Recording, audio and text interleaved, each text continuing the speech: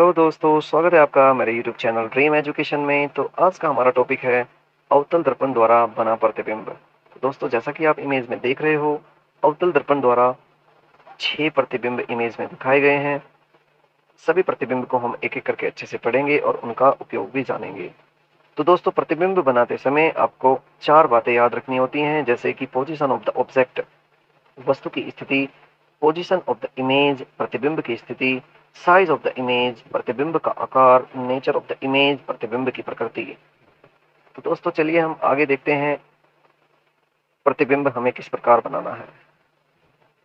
जैसा कि आप इमेज में देख रहे हो दोस्तों, ये आपकी मुख्य अक्ष है, ये वाली लाइन, ये आपका दर्पण रखा हुआ है, अवतल दर्पण, ये आपका पोल पॉइंट हो गया ध्रुव, ये आपका एफ पॉइंट है प्रिंसिपल फोकस, मुख्य फोकस, ये आपका वक्रता केंद्र है, radius of the curvature. First position देखते हैं दोस्तों, जब वस्तु अनंत पर होती है। तो जैसा कि आप इमेज में देख रहे हो, जब वस्तु अनंत पर होती है तो दोस्तों अनंत से एक किरण आती है और वह फोकस से होकर गुजरती है। ये रूल है दोस्तों, जब वस्तु अनंत पर रखी होती है तो अनंत से आती हुई किरण अवतल दर्पण से टकराएगी, वो मुख्य फोकस से गुजरेगी। तो दूसरी किरण भी अनंत से आई और मुख्य फोकस से होकर गुजरी। यहाँ पर जो कटान बिंदु बना, तो कटान बिंदु बनने का मतलब होता है कि प्रतिबिंब वास्तविक बनेगा और प्रतिबिंब फोकस पर बना। तो इसका मतलब होगा कि प्रतिबिंब की प्रकृति, प्रतिबिंब वास्तविक और उल्टा बनता है और आकार वस्तु से बहुत ही छोटा होता है, बिंदु आकार का। दोस्तों, अगर हम इसके उपयोग की बात करें तो इसका उपयोग होता है सूर्य से आने वाली ऊर्जा को अभिसारित करके सौर ऊर्जा के रूप में और सोलर कुकर में खाना पकाने के लिए। ये वाली स्थिति काफी इंपॉर्टेंट है दोस्तों। सेकंड वाली पोजीशन को हम देखते हैं। सेकंड वाली पोजीशन में दोस्तों, जब वस्तु अनंत और वक्रता केंद्र के बीच में होती है। देखिए, अनंत से ये अनंत और वक्रता केंद्र के बीच में एक वस्तु रखी गई। देखिए दोस्तों, ये वस्तु का साइज है। एक तो किरण आपकी अनंत से आती हुई फोकस से होकर गुजर रही है, दूसरी किरण हमने यहाँ से वक्रता केंद्र पर ही निकाली। और ये रूल है दोस्तों कि जब वक्रता केंद्र से कोई किरण होकर गुजरती है तो अवतल दर्पण से परावर्तित होकर वो वक्रता केंद्र पर ही वापस आती है।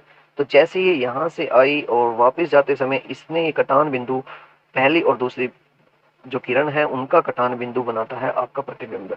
तो ये आपका प्रतिबिंब बना रहा है दोस्तों। तो ये वस्तु से छोटा दिखाई दे रहा है, ये आपकी वस्तु का आकार है, ये आपका प्रतिबिंब वस्तु से छोटा दिखाई दे रहा है। इसका मतलब हुआ प्रतिबिंब वक्रता, त्रिज्या तथा मुख्य फोकस के बीच में बनता है। प्रकृति, प्रतिबिंब वास्तविक तथा उल्टा दिखाई देता है और आकार उसका छोटा होता है।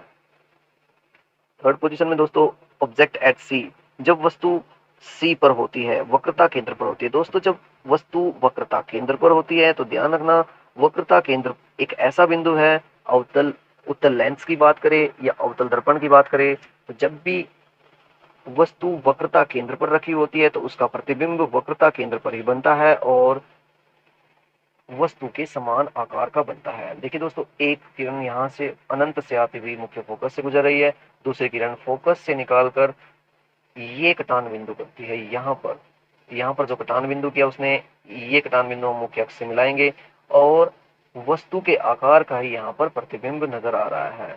ये जो मुख्य अक्ष है दोस्तों, मुख्य अक्ष से जब नीचे प्रतिबिंब बनता है तो वो उल्टा होता है और मुख्य अक्ष से जो प्रतिबिंब ऊपर बनता है वह सीधा बनता है। और जब ये कटान बिंदु से मिलकर प्रतिबिंब बनता है तो वो वास्तविक होता है। और कटान बिंदु जब आभासी तरीके से बनाते हैं तो वह आभासी या काल्पनिक प्रतिबिंब कहा जाता है। तो दोस्तों, जब वस्तु वक्रता केंद्र पर रखी होती है तो उसका प्रतिबिंब वस्तु के आकार का बनता है, तो प्रतिबिंब वक्रता त्रिज्या पर ही बनता है। प्रकृति, प्रतिबिंब वास्तविक तथा उल्टा बनता है और आकार समान आकार का होता है। फोर्थ पोजीशन में दोस्तों, object between C and F, जब वस्तु वक्रता केंद्र और मुख्य फोकस के बीच में होती है। देखिए दोस्तों, वक्रता केंद्र और फोकस के बीच में ये वस्तु रखी हुई है। एक किरण अनंत से आती हुई फोकस से होकर गुजरती है, दूसरी किरण हमने वक्रता केंद्र से निकाली और वक्रता केंद्र पर ही वो वापस आ गई। ये आपका कटान बिंदु हुआ, ये आपके प्रतिबिंब का आकार हो गया और ये आपके वस्तु का आकार हो गया।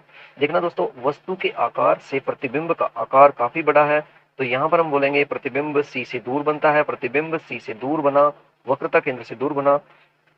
प्रतिबिंब की प्रकृति, प्रतिबिंब वास्तविक तथा उल्टा दिखाई देता है और प्रतिबिंब का आकार बड़ा होता है।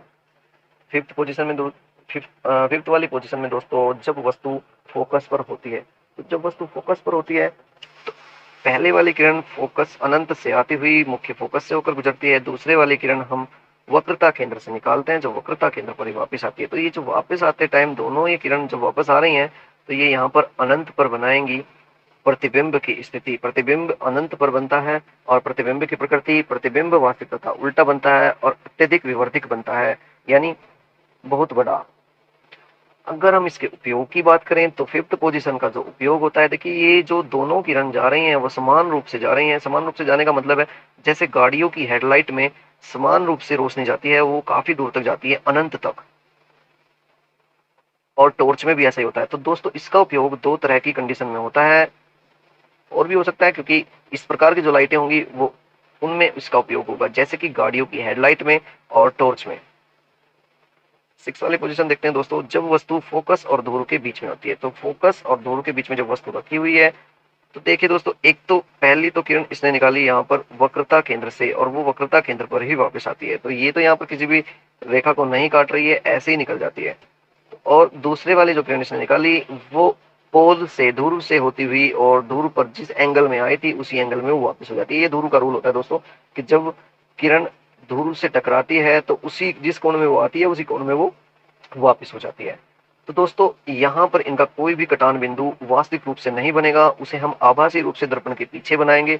आभासी रूप से दर्पण के पीछे लेकर गए, जैसे ही आभासी रूप से बनाया तो यहाँ पर एक कटान बिंदु प्राप्त हुआ, और जिससे हमें प्रतिबिंब की स्थिति नजर आई।